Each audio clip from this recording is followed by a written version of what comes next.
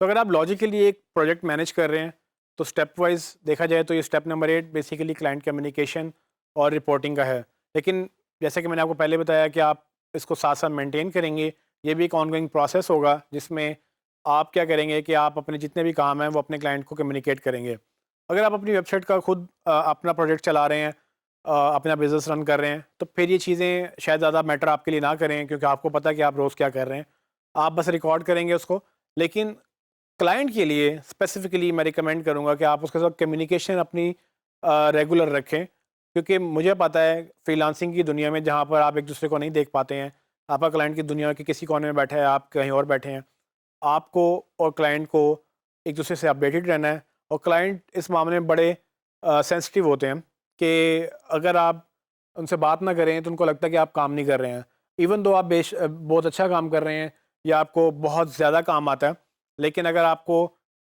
बताना नहीं आता उनको कि भाई ठीक है मैंने ये काम किया है और ये मैंने बताया भी है कि मैंने ये काम किया है, क्लाइंट को नज़र भी आना चाहिए कि आपने वो काम किया है। तो क्लाइंट कम्युनिकेशन अपनी रिपोर्टिंग प्रोजेक्ट मैनेजमेंट में बहुत इंपॉर्टेंट है, क्योंकि प्रोजेक्ट तब चलता है जब एक्चुअली आपको क्लाइंट रिटेन रखेगा अपने काम के लिए, आपको हायर्ड कर रखेगा कि भाई ये चलता रहे प्रोजेक्ट, क्योंकि प्रोजेक्ट लेना एक काम है लेकिन प्रोजेक्ट को मैनेज करना एक और काम है।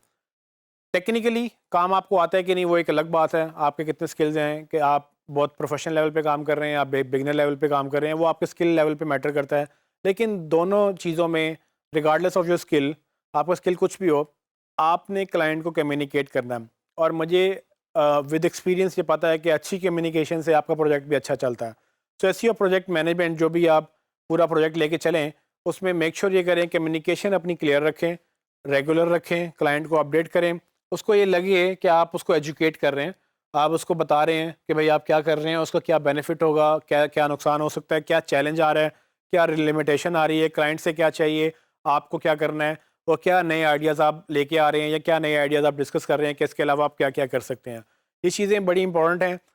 पूरे एसईओ के प्रोजेक्ट मैनेजमेंट में। मेक श्योर ये करें कि कम्युनिकेशन को अपने साथ साथ डे वन से लेके चलें और प्रॉपरली इसको मेंटेन करें। इसके लिए अगर आपको फिर अगेन टूल यूज़ करना पड़ता है, तो जो टूल आपने कीवर्ड रिसर्च के लिए या अपने लिंक बिल्डिंग के लिए या लिंक वो रैंक मॉनिटरिंग के लिए किया था, वही टूल अक्सर रिपोर्ट्स भी जनरेट करते हैं। मेक श्योर ये करें कि आप प्रॉपरली रिपोर्ट्स क्लाइंट को भेजें, वीकली हो मंथली हो, अपने लिए रखें, ताकि आप